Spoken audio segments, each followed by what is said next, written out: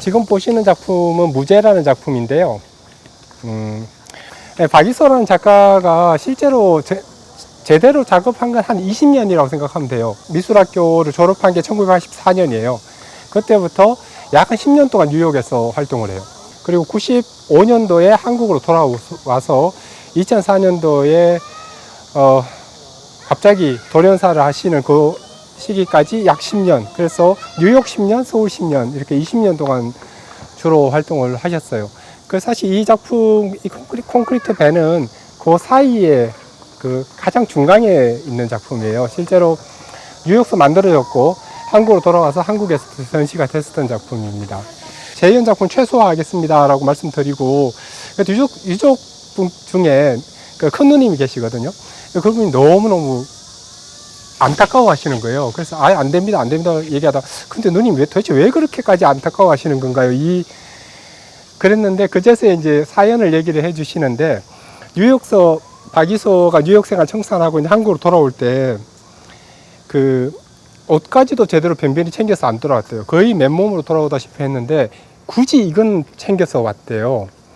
근데 그 청담동 청담동 누님 그 집에 그 2층을 그 작업실로 내주셨는데, 청담동이라고 해서 대단히 부유한 주택이 아니라 그냥 시형 주택, 조그마한 주택이에요. 그러니까 거기 창고가 얼마나 크면 얼마나 크겠어. 이거 하나 들어가면 끝이겠죠. 사실 이걸 계속 넣어놓고 있으니까 이제 누님 입장에서는 굉장히 괴로웠던 거겠죠.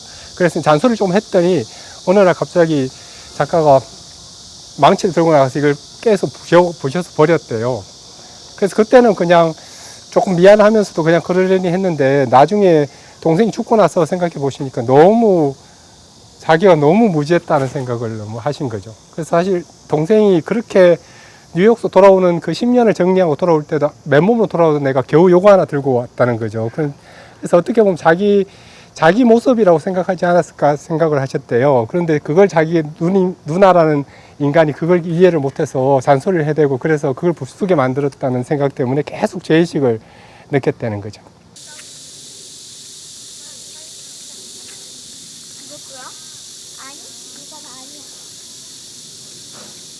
박이소라는 작가가 사실 원래는 박철호라는 본명이 있었다가 뉴욕으로 가서는 모라는 이름으로 바꿔요. 뭐 바꾸는 이유에 대해서는 여러 가지로 얘기를 했지만, 모라는 게 박모 하면 그 노바디라는 거잖아요. 뉴욕에서 사실 자기의 입장을 생각하는 부분도 있는 것 같아요. 그래서 나는 뉴욕에서 노바디였고, 그리고 한국으로 돌아와서는 이소라는 이름을 바꾸거든요. 이소라는 이름은 그러니까 달을 이자 요소 할 때 소자 뭐 이렇게, 여기서도 외톨인 거지. 그러니까 여기서도 별난 놈 이런 이름으로 바뀌었어요. 그래서 여기서도 아웃사이더, 뉴욕에서도 아웃사이더였어요. 그런데 제가 흥미롭게 발견했던 게 그 해저 이말리라는 그 작품 아시죠? 그 노틸러스 잠수함을 타고 다니는 그 독특한 선장 이름이 뭐예요? 네모예요, 네모. 그 네모라는 이름 자체가 라틴어로 노바디라는, 노네임이라는 뜻이래요. 그래서 묘하게 겹치더라고요. 물론 그걸 염두에 두고 한 건 아닐 것 같지만, 저는 그래서 마치 작가가 이 콘크리트 배, 항해할 수 없는 배를 타고 여기까지 흘러오지 않았을까 하는 생각을 하게 됐죠.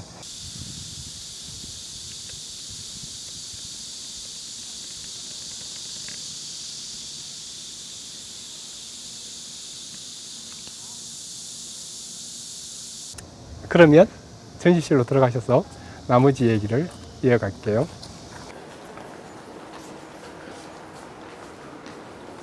여러분들 보이는 이 비행 접시 같이 생긴 게 밥솥이랍니다. 그 옛날 밥솥, 재래식 밥솥이죠. 그래서 작가는 어쨌든 뉴욕시기 초기부터 이 밥솥을 굉장히 중요한 모티브로 생각을 했어요. 밥솥이 왜 중요할까요? 이 사람한테 이게 밥값에 대한 이야기인 것 같아요. 우리가 사회적으로 얘기할 때, 야, 너 밥값 좀 해 라고 할 때 그 밥값이라는 건 되게 세상에서 네가 하는 롤이 뭐야 라고 하는 거잖아요. 근데 박이소라는 작가는 보통 작가들이 어떤 작업을 할까, 어떻게 작업을 할까, 이걸 고민하던 시절에 이 작가로 사는 건 뭘까, 이런 고민을 했던, 좀 약간 작가 중에서도 유별난 좀 쪽에 들어가는 사람이었어요. 그러다 보니까 결국은 내가 작가로서 밥 먹고 산다는 게 뭐지? 내가 밥을 먹고, 이 작가라는 짓을 하면서 밥을 먹고 산다는 게 도덕적으로 맞는 것인가? 이런 고민들을 하게 되는 거죠. 이런 고민들이 많다 보니까 밥솥조차도 제대로 된 게 아니라 이빨이 다 빠져 있죠. 근데 사실 어떻게 보면 이빨이 빠졌다라고도 표현할 수 있지만, 어떻게 보면 이빨을 드러내고 이제 밥을 막 먹으려고 오히려 막 드러내고 욕망을 드러내는 그런 모습 같기도 해요. 사실 여기 주변에는 내가 밥솥을 만들었을 때 이걸 그릴 줄은 생각도 못했어 라는 막 그런 이야기들을 잔뜩 적어놨는데, 사실 이게 엄청나게 큰 동심으로 이루고 있었겠죠. 우리가 사실 보고 있는 것은 박이소라는 작가의 아주 큰 우주의 한 부분일지도 몰라요. 왼쪽에 보이는 그림이 그 브루클린에서 실제로 밥솥을 끌고 다니는 이벤트를 했었어요. 그때 84년도 추수감사절에 사실 갈 데도 없고 추수감사절이 뭔지도 모르니까 이제 미국인 가정에다 초청을 해서 같이 밥이라도 함께 먹게 만드는 그런 프로그램을 했던 거죠. 학교에서. 거기에 가서 이제 한 미국인 가정에 가서 밥을 먹고 나서 3일 동안 무슨 생각인지 단식을 시작을 해요. 단식이 끝나고는 저렇게 밥솥을 목에다 끌고 브루클린 거리를 지나서 브루클린 다리를 지나가는 그런 퍼포먼스를 합니다. 사실 이 퍼포먼스 자체는 그 백남준 선생이 예전에 그 바이올린을 끌고 다녔던 그런 퍼포먼스가 있거든요. 그거하고 굉장히 한편으로는 많이 유사해요. 근데 다른 쪽은 뭐가 좀 다를까 생각을 해보면, 이 사람은 그냥 별로 이렇게 그거를 이렇게, 백남준 선생은 여러분 잘 아시다시피 쇼맨십이 매우 뛰어나신 분이셨어요. 언제나 무슨 일을 하든 자기가 이게 스팟라이트를 받아야 되고 뭘 하더라도 어쨌든 사람들한테 이게 샤우팅을 해야 되는 직성이 풀리는 사람이었어요. 근데 사실 박이소라는 작가는 혼자 몰래 가서 그냥 했어요. 심지어 그 당시에 같이 갔던 그 강익중이라는 그 동료 작가가 같이 따라가서 그냥 그 작가한테 사진기에 줘서 야, 한 몇 컷만 찍어줘 해가지고 2컷 딱 찍은 게 다예요. 나머지는 우리가 다 전설처럼 알려만 져 있는 그런. 아마 이 작가를 친구를 못 구했으면 아마 혼자 가서 했을 것 같은, 결국 우리는 아무것도 모르는 상태가 됐을지도 모르는. 그러니까 이렇게 뭔가 드러내지 않고 혼자 몰래 하는 그런 아주 희귀꽁무리 같은 그런 특성이 조금 있는 것 같아요. 이것도 어떻게 보면 박이소의 전 작품을 다 관통하는 키워드이기도 하고, 또 하나는, 그래서 너 밥솥을 왜 그렇게 단식을 왜 했어? 라고 물어봤을 때 대답하는 방식이에요. 어떤 사람이 물어보면 나 요즘 좀 건강이 좀 안 좋아서 단식하면 좋아질 것 같아서 했어. 라고. 어떤 사람이 하면 내가 요즘 죽음에 대해서 관심이 많아. 이렇게 얘기한다든지. 또 어떤 사람이 물어보면 단식이라는 것이 말이지 삶과 죽음 간의 어떤 거 이렇게 막 10명이 물어보면 10명한테 다 다르게 대답을 하는 거죠. 그래놓고 그 모든 대답들을 다 기록을 했어요. 그리고 내가 사실 누가 물었을 때 이렇게 대답하고 누가 물어봤을 때는 이렇게 대답했다. 그런데 사실 그 중에서 어떤 것도 전체를 다 말한 건 아니기 때문에 진실된 것은 아니지만, 그렇다고 내가 거짓말을 한 것은 하나도 없기 때문에 모든 것이 또 거짓되다고 할 수도 없다. 이런 이야기를 해요. 이게 되게 복잡하죠? 이런 아주 다양한 똑같은 사물을 다양하게 해석할 수 있는 가능성이 있다라는 그런 생각을 가졌던 것이 또 나머지 박이소라는 작가의 작품 세계를 관통하는 주제입니다. 저기 크게 보이는 곳이 녹점동이라고 붙였던 브루클린의 한 지역에 있던 작업실 모습이에요. 녹점동은 왜 녹점동이라고 붙였게요? 저 지역이 그린 포인트라는 지역이었대요. 그래서 한국 작가들이 녹번동 이렇게 부르듯이 이렇게 자기들끼리 붙였대요. 예. 실제로 저기 가게 된 이유는 아주 간단해요. 집세가 쌌기 때문에. 근데 거의 저기는 아티스트들이 거의 점유를 하다시피 해가지고 옛 공장을 그렇게 만들었던 곳이, 그 중에서 또 하나를 싸게 얻어가지고, 저 뒤쪽을 보시면 자본 이퀄스 창의력이라고, 요셉 보이스라는 작가가 1983년에, 원래는 77년도에 했었던 그런 퍼포먼스의 결과기는 하지만, 그거를 83년도에 별도로 이렇게 광고판 같이 찍어가지고, 지하철에 지하철 타면 강남 승용 이런 거 적혀 있는 그런 공간에다가 이렇게 전시를 했대요. 그래서 그게는 이제 실제로는 크리에이티비티 이퀄스 캐피털 이라고 해서 실제로는 반대죠. 창의력은 자본이다. 이렇게 적혀 있는 거. 박이소가 굉장히 감명을 받았는지 자기 나름대로 번역을 해본 거예요. 그런데 원래 창의력은 자본이다 라고 생각하면 얘기하면 왜 아니겠어 라고 생각하시게 되죠. 그죠? 요즘 이 지식 경제 사회에서 창의력, 아이디어 이런 건 당연히 자본이 될 수 있는 거잖아요. 그런데 사실은 박이소식으로 이렇게 바꿔서 부르면 어때요? 자본은 창의력이다. 좀 이상하죠. 사실 이퀄이라는 게 이게 같다라고 붙어 있다면 사실 바꿔도 상관이 없어야 되는데 우리가 그 순서를 바꾸는 것만으로도 뭔가 이상하게 느껴져요. 그래서 그럼 삼성은 창의력, 이렇게 창의력 높은 거야, 이렇게 생각할 수 있는 거고, 어쨌든 그런 저글링을 하고 있는 거예요, 계속해서. 그래서 뭔가 번역이라는 게 실제 가능한가 어떤가? 너네들은 내가 번역하는 게 제대로 번역이 되고 있다고 생각해? 라고 계속해서 질문을 던져요. 그 안에 있는 것들은 박이소의 질문들이라는 거죠. 우리가 사실 들어야 되는 것은 그 작품의 외양이 아니라 그 작품 뒤에 숨어서 박이소가 우리한테 뭘 질문하고 있는가를 알아야 되는 거죠. 이 코너에 있는 작업들은 주로 84년 프레임 미술학교를 졸업한 이후에 초기에 작가로서 박이소가 한 작품들이 주로 모여 있어요. 보통 뉴욕에 가면 다 정체성을 생각하게 됩니다. 사실 박이소만 유난히 정체성을 생각한 게 아니라 대부분의 작가는 다 내가 누구인가, 나는 누구인가, 여기는 어딘가 이런 생각을 하게 되죠. 그 정체성이라는 것 중에 대개 이제 민족이라든지 전통 이런 생각들을 하게 되는 거죠. 그래서 갑자기 원래는 관심도 없던 사군자 같은 게 갑자기 관심이 있어지고, 민화가 갑자기 눈에 들어오고, 산수화 같은 게 갑자기 좋아지고, 이런 경험들을 다 하게 돼요. 근데 되게 많은 작가들이 겪어가는 과정이긴 하지만 대부분의 경우는 그렇다면 내 이 정체성을 어떻게 찾고 어떻게 표현할 것인가를 고민을 하게 돼요. 그래서 어떤 소재를 가지고 어떻게 표현을 해서 내가 이 노바디가 아니라 이 한국인이고 아시아인이고 이런 것들을 보여주겠다라는 결의에 차게 되는데, 이 박이소라는 작가가 가지고 있었던 어떤 그 질문의 독특한 점은 내가 왜 정체성을 찾지? 라는 질문이었어요. 난초가 자랄 때 잡초도 자라는 거죠. 또는 난초라고 해봤자 때한테 풀떼기일 뿐.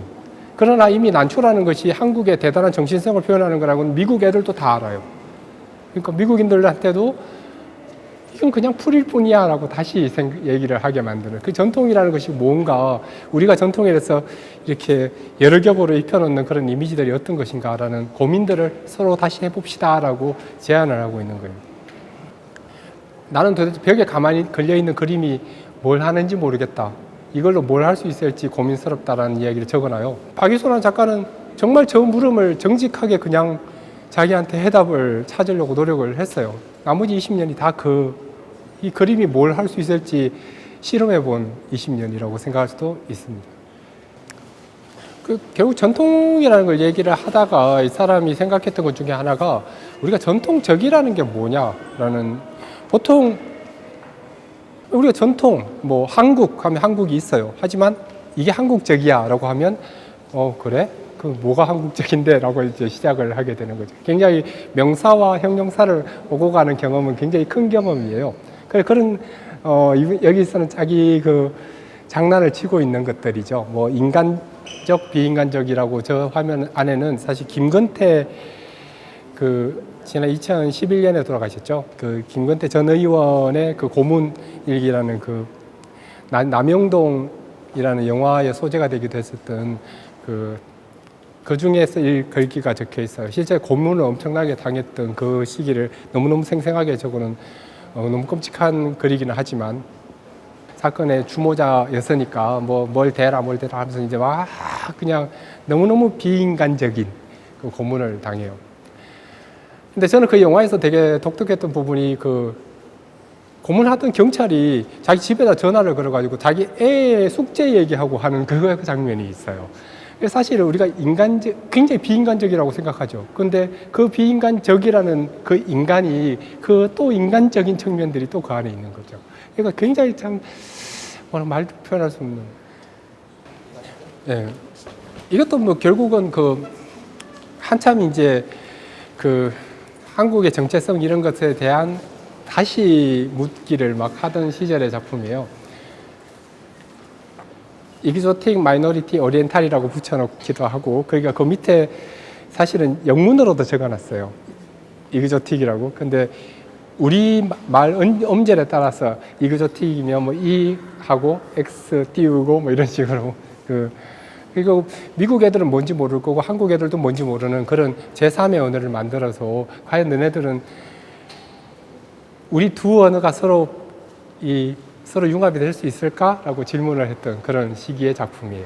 84년부터 2004년 돌아가시니까 20년 동안 다이어리를 참 되게 꼼꼼히 썼어요. 사실 작가 노트라는 게 이 동료 작가들도 보기 힘들어요. 어떻게 보면 좀 약간 그 사업 비밀 같은 거라서 서로 안 보여주거든요, 절대로. 그러니까 물론 이 박예수 선생이 살아있었다면 절대로 안 보여주는 것 중에 하나겠죠. 이 작업이 어떤 비밀을 통해서 만들어지는가. 그래서 이 라인들이 어떻게 보면 생각의 씨앗 같은 거죠.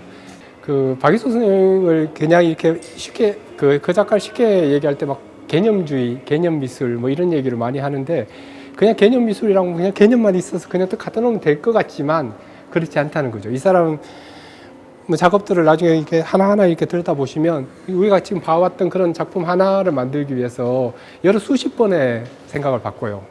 이거저틱이면 이거저틱에서 조자를 조금 더 크게도 해봤다가 작게도 해봤다가 뭐 이 뒤집어도 봤다가 어떤 우리 생각의 여정이기도 하고 박이소라는 작가가 가졌던 여정이기도 해요. 그 여정의 출발점 마치 플랫폼처럼 여기가 만들어졌어요. 그래서 우리 디자이너 생각에는 이렇게 지나가면 마치 옆에서 이렇게 기차역에서 옆에 풍경들이 지나가듯이 박이소의 삶의 역 작품의 그 진행 사정이 다 보이도록 그렇게 만들고 싶었대요.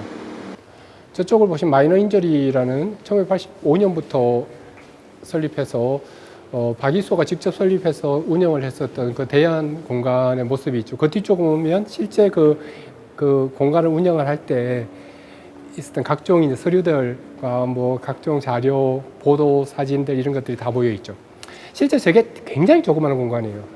실제 내가 듣기로는 재보진 않았지만 15평 정도라고 얘기하는 사람이 있고 어떤 사람은 25평 정도 됐던 것 같다는데 내가 보기 정확하게 모르겠어요. 근데 지금 사진을 보면 정말 작아요. 전시 공간이 하나 있고 조그마한 공간이 하나 있는 거죠. 게다가 저기에 그 녹점동 근처에는 아무도 없었어요. 그 당시로는. 정말 그냥 히스패닉계 그 이민자들이 주로 있는 그야말로 슬럼가 같은 곳이었는데 저 문화공간이 하나가 생긴 거죠. 그리고 저 문화공간이 하나 생기자마자 한 2, 3년 내로 엄청나게 중요한 공간이 됐어요. 그래서 뉴욕에 좀 이렇게 그냥 뭔가 문화적으로 뭔가 영향력이 있다는 사람은 반드시 가봐야 되는 그런 공간이 된 거죠.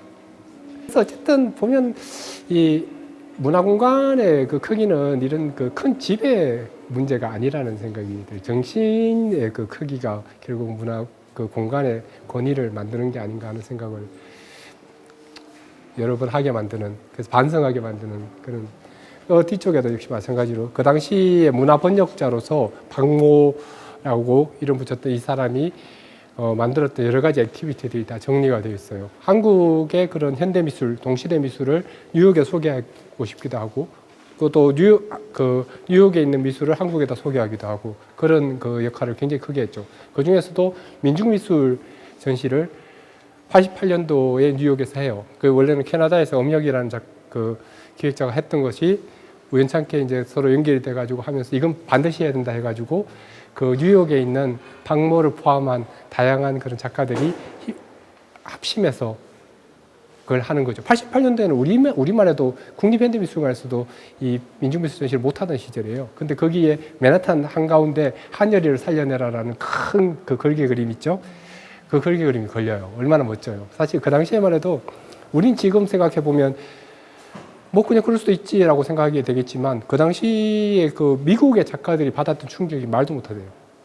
미국만 해도 그 당시에는 이미 상업주의 쪽으로 다 들어가 있는 거지. 뭐 모든 것이 심지어 뭐 컨템퍼러리 아티스트들조차도 그 미술 시장에서 얼마나 돈을 많이 받는가 이걸로 막 판단이 되는 그런 시점이었거든요. 근데 정말 순수하게 미술만 가지고 얘기하던 그런 그런 어떤 미술을 본 거지, 그 사람들도.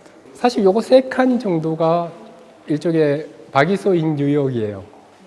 그래서 이쪽이 거의 끝나가는 과정이죠. 그래서 사실 앞쪽에서의 이 그 정체성의 문제는 굉장히 예민하게 다루고 굉장히 투쟁적이에요.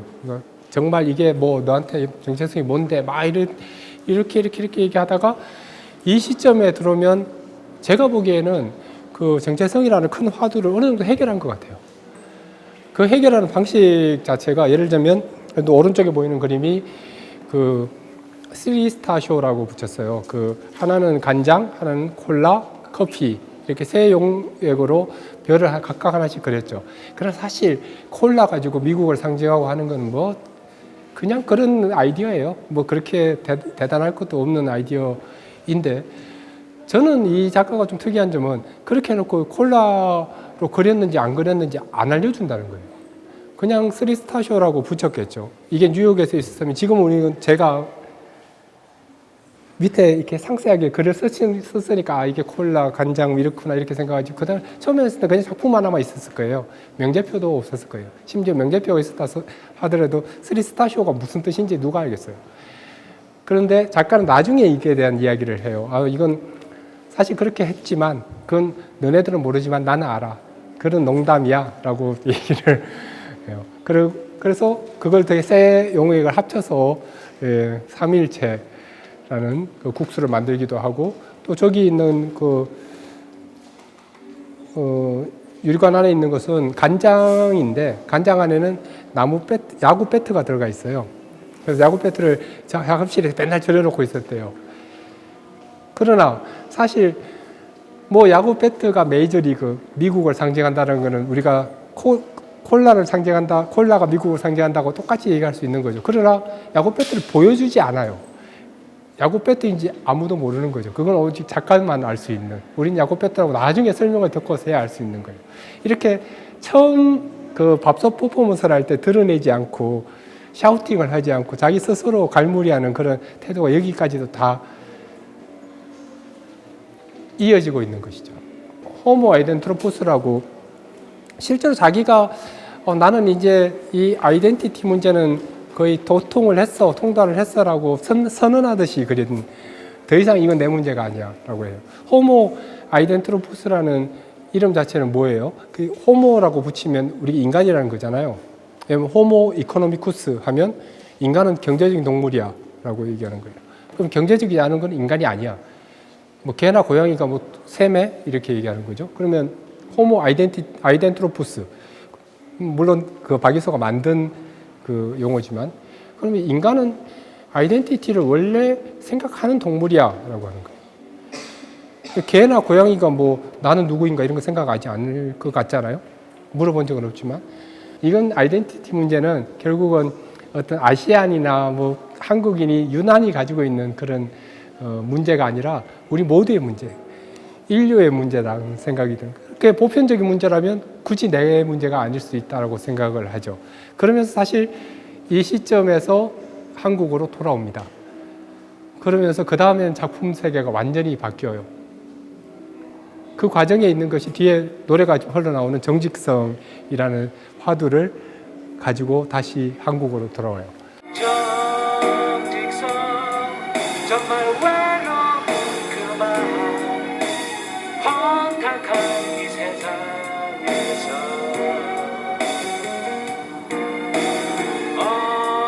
Honesty 너무 듣기 힘든 말 너에게 듣고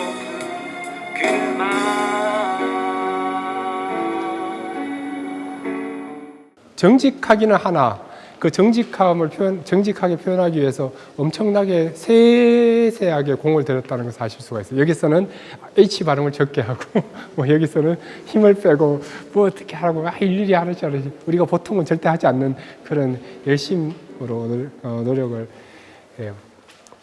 그리고 이 앞에 있는 정직성 2라는 것은 역시 정직성을 부른 그 노래 녹음 테이프를 꺼내서 일일이 나무 짝대기에다 감아놓은 거죠.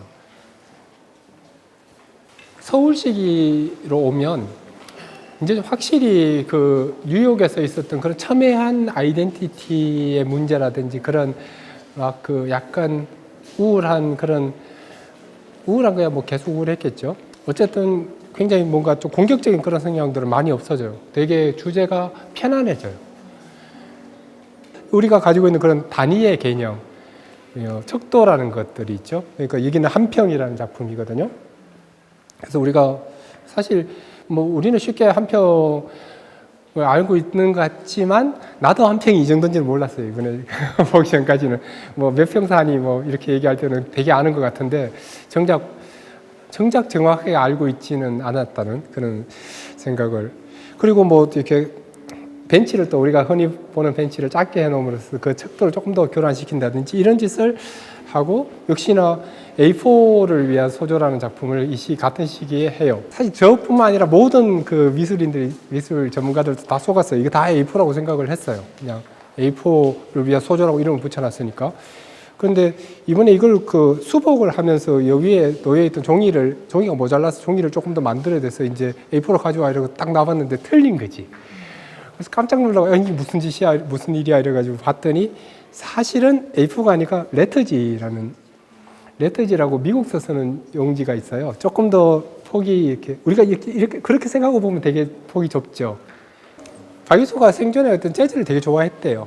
그런데 왜 재즈만 그렇게 좋아하냐고 하면 말을 안 해서 좋아한대. 그래서 가사가 없어서 그냥 내가 따로 이렇게 열심히 들어야 빌릴 필요가 없어서 좋다고. 그래서 이 재즈 테이프를 한 200개를 만들어서 엔들레스 재즈라고 붙였어요. 그래서 자기는 앞으로 이것만 듣겠다고 막 공공연하게 선언을 하고 다녔대요. 예. 근데 사실 200개 만든다는 게 지금 생각하면 여러분들 뭐 MP3 이렇게 해가지고 그냥 그 음원 사이트에서 다운받으면 금방 다 될 것 같지만 이 당시에는 그런 게 없었어요. 그러니까 다 라디오 듣다가 라디오에서 딱 자기가 생각하는 그 곡이 이제 나옵니다 그러면 그거 딱 눌러가지고 이렇게 만들었던 그걸 200개 하나에 한 10개씩 만들었다 해도 2,000개잖아요. 아이고 집요한 인간이었죠. 이쪽 그 럭셔리하게 꾸며진 이 방은 한국으로 돌아온 이후에는 비엔날레를 중심으로 많이 활동을 하셨어요.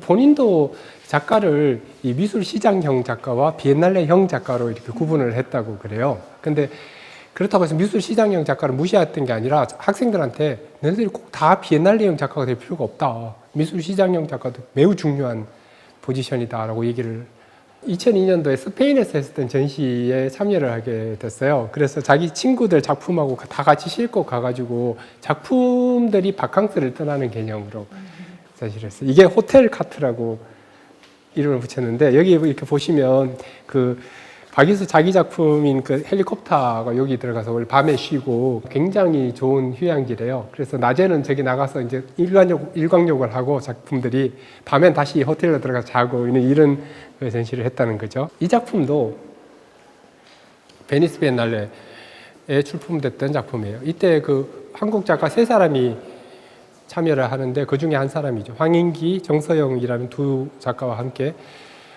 나머지 두 작가는 굉장히 좀 이렇게 그래도 안에서 그럴듯한 자리에서 했는데 이 박유수는 본인이 원해서 저런 야외에다가 저런 설치를 했어요. 그 원래는 물을 찰랑찰랑 담아서 이렇게 목재가 속에 들어가 있도록. 왜 물을 담았을까요? 되게 유치하게도 베니스라서. 물의 도시 베니스. 사실 그 뒤쪽에 보면 조그만한 건물들 모형들이 있는데 그게 그 자르디니 공원 안에 보면 국가관들이 있잖아요. 각 그 국가관들을 다 재현을 한 거예요. 사실 어떻게 보면 나는 내 개인적으로 생각할 때 박이소라는 작가가 물론 베니스 비엔날레 대표 작가로 선정돼서 가는 건 굉장히 영예스럽고 그렇겠지만 한편으로 굉장히 아이러니를 느꼈을 것 같아요. 본인이 스스로 평생 그런 어떤 이데올로기라든지 그런 것을 거부하면서 살았던 사람이 결국 그 이데올로기의 각축장에 자기가 대표 선수로 국가대표로 다시 나간 거잖아요. 그러니까 굉장히 아이러니했을 것 같다는 생각이 들어요. 그래서 어떻게 보면 약간 모순적인 상황을 이렇게 표현을 한 것 같아요. 더 넓은 세상이라는 작품인데요. 월드 와이드 웹이라고 우리가 알고 있는 그거를 와이드 월드 와이드라고 이름을 조금 같은 WWW지만 그렇게 바꿨습니다. 그리고 재현하는데 시간이 가장 많이 걸렸던 작품이에요. 세계 지도죠. 세계 지도인데 사실 우리가 보통 미국 하면 뉴욕, LA, 시카고 이런 생각을 하잖아요. 사실 미국에 뉴욕, LA, 시카고만 있어요. 사실 엄청나게 많은 도시들이 사실 있잖아요. 그 도시들 중에 정말 그 지역에 이런 도시가 있을 거라고 생각지도 못하는 걸 지도에서 찾은 거예요. 굳이. 그래서 예를 들면 뉴욕이 있을 법한 데는 보카루, 발도스타 이런 도시가 있었나 보죠. 그러면 그걸 적고 그렇게 해서 우리가 흔히 그냥 사람이 살지 않는 것처럼 생각하고 지나가는 그 도시에도 다 사람들이 살고 역사가 이루어진다라는 이야기를 미술관의 대표 작품이니까 당신의 밝은 미래라는 작품부터 보겠습니다. 거짓말을 하는 것 같지는 않은데 왠지 기분 나쁜 그런 떨떠름한 느낌을. 그래서 우리 미래가 저렇게 밝긴 밝은데 그냥 벽에 부딪혀 있다는 소리인지 내지는 그냥 밝다고 얘기하는 것이 다 결국은 청사진에 불과한 것인지 우리가 갇혀있는 이데올로기의 얘기를 하는 것인지 잘 모르겠죠. 약간 그 초월하는 딴 세계로 갈 준비를 했던 것인지 어떤 것인지 모르겠어요. 그래서 이번에 그 블랙홀 예스라는 작품인데 이거는 발굴이라고까지 하긴 좀 그렇지만 어쨌든 꼬깃꼬깃이 접혀있던 걸 찾아냈어요. 그래서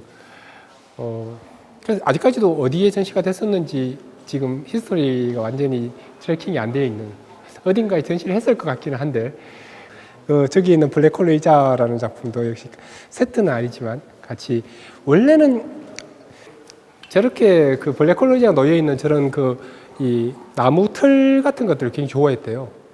저걸 마치 이 사람의 다이어리에 나중에 보시다 보면 이게 숲이라는 생각을 했던 것 같아요. 그래서 어떻게 보면 저것도 나무들이니까 나무들이 다시 모여서 숲을 이룬 것이라고 생각할 수도 있으니까 이쪽에 보이는 그 부분은 그 선생님 박이소. 어쨌든 그 당시에 이 사람은 예전 그 뉴욕에 있었던 블랙 마운틴이라든지 이런 굉장히 어떤 임팩트 있는 교육기관을 하나 만들어 보려고 노력을 했었는데 아무래도 우리 풍토가 아직까지 그 당시에만 해도 그걸 받아들이기는 힘들었겠죠. 그래서 그 당시에 있었던 그런 교육 자료들도 모여져 있고 그리고 또 저 오른쪽에 있는 저 작품은 그 당시에 한예종에도 1년 동안 그 강의를 나갔었는데 그 당시에 그 배웠던 그 작가 중에 조혜준이라는 작가가 있어요.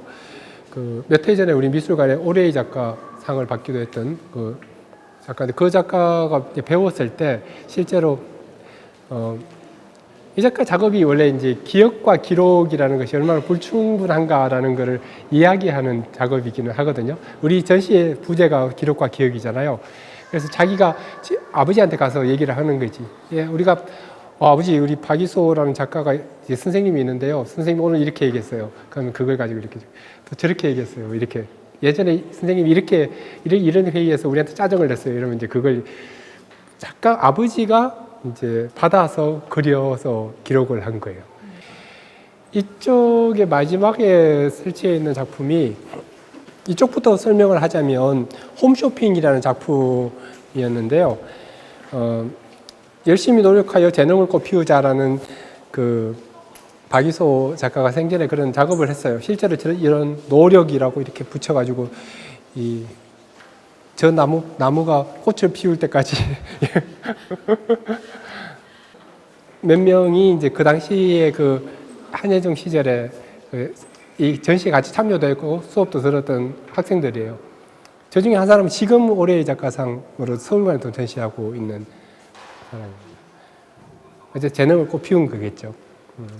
그런데 이 전시를 할 때 여기 자세히 보시면 중앙정보부 건물이었거든요. 한예종 건물이 원래 예전에 중앙정보부 건물이었었어요.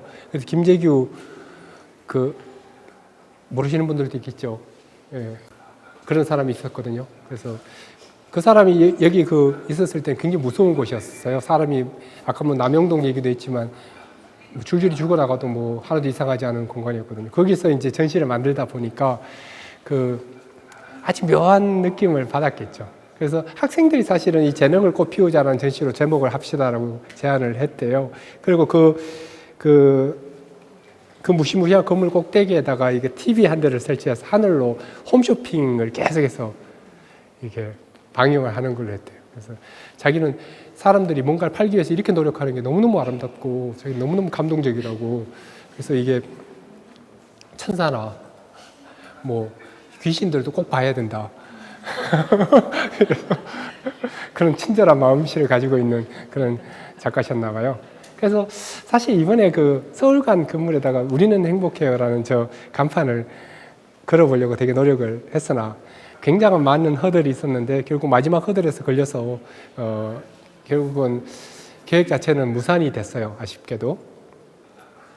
결국은 그렇게 해서 못 쓰게 됐지만 어떻게 보면 그게 그 박이소라는 작가가 여전히 컨템포러리인 것을 증명해주는 일화가 아닐까 저는 그렇게 생각을 해요. 사실은 우리는 이 박이소는 처음부터 그 번역의 이야기를 계속했지만 이 우리는 행복해요라는 이 간단한 단어조차도 간절한 문장조차도 우리가 과연 제대로 번역할 수 있는가 이런 생각을 우리 스스로 하게 만드는 그런 작품이라고 할 수 있죠. 제 설명은 여기까지입니다. 들어주셔서 감사합니다.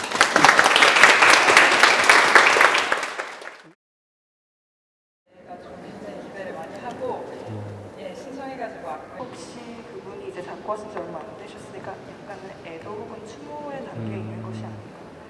기존에 있던 그 이 전시들과 뭐가 다를까라는 생각도 있고 되게 또 여러분들 보셨던 작품들이 물론 일부는 여기서 처음 보여주는 작품들도 있긴 한데 대부분은 다 이미 복수 여러 번 그 선보였던 작품들이에요. 아카이브조차도 실제로 그동안 여러 그 미술관 전시들을 통해서 부분적으로 또는 그룹핑에 대해서 여러 번 보여줬던 거라서 그래서 일단 제가 처음에 생각했던 것은 이 일반 관람객들 입장에서 미술이 어떻게 만들어져 나오는지를 좀 보여주고 싶은 생각이 하나 있었어요. 그래서 그 아이디어가 처음에 어떻게 심어지고 그것이 어떻게 발전되고 실제로 그게 작품으로 혹은 전시의 설치 작품으로 또는 뭐 다양한 어떤 기록으로 최종적으로 변화되어 가는지 이런 것들을 사실 보는 기회가 흔치 않을 테니까 일단 그게 하나였고요.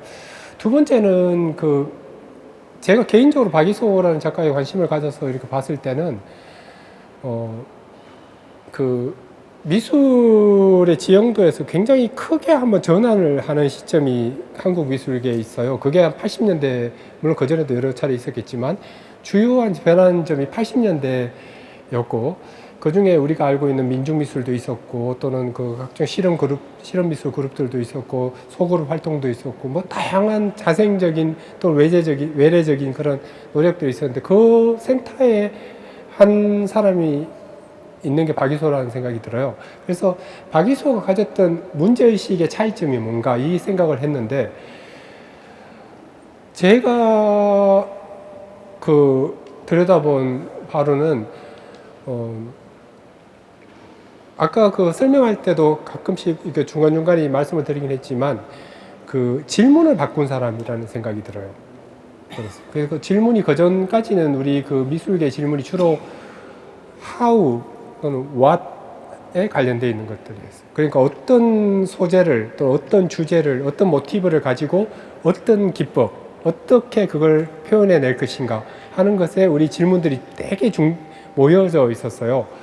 그런데 실제로 그 현대미술을 베이스를 돌리는 그 이 기관차는 why라는 질문이에요. 내가 왜 이걸 하고 그 사실은 이게 제가 보기에는 거의 80년대에 왔어야 실제로 미술을 왜 하는지를 스스로 질문을 던졌다라는 생각까지도 들 정도예요. 이건 너무 좀 과격한 얘기가 될 수는 있겠지만 그렇다면 사실 그 질문을 바꾸는 그 와중에서 가장 중요한 역할을 한 작가 중에 하나가 박이소일 거라는 생각이 들고 그렇기 때문에 박이소의 작업이 돌아가신 지 벌써 꽤 시간이 지났지만 아직까지도 젊은 작가들한테도 여전히 울림을 주는 그런 그 이유가 아닐까 싶고요.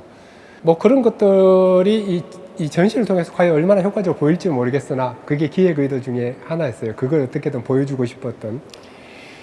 아카이브가 사실 우리가 대량으로 우리 그 연구센터에 소장을 하게 됐는데 사실 아카이브 전시라는 게 나는 효과적일까 사실 개인적으로 큐레이터로서 약간 좀 미심쩍어요. 사실 전시실 안에서 아카이브를 연구한다는 건 너무 실제로 쉽지 않고 효과적으로 보여주는 것도 굉장히 시간과 노력이 많이 드는데 많이 들은 거에 비하면 별로 효과적이지 않다는 생각이 들어요. 사실 아카이브는 당연히 유저 중심으로 이게 라이브러리처럼 와서 실제로 대출을 해서 실제로 봐야 되는 그런 거죠. 다만 이 전시를 통해서는 우리가 그동안 아키비스트들이 정말 열과 성을 다해서 만들어놨던 그런 중간 어떤 성과를 한번 보여주는 그 계기로 생각을 했고, 또 이렇게 전시를 하면 미술관에 가면 저게 있다라는 걸 아시게 될 테니까, 어떻게 보면 그 다음 지금 스님처럼 이렇게 박이소를 더 공부하고 연구해야 되는 그런 분들로서는 실제로 어디 가면 어떤 자체가 있다라는 그 인덱스는 아실 수 있다라는 생각이 들어서 이번 전시를 기획하게 됐습니다.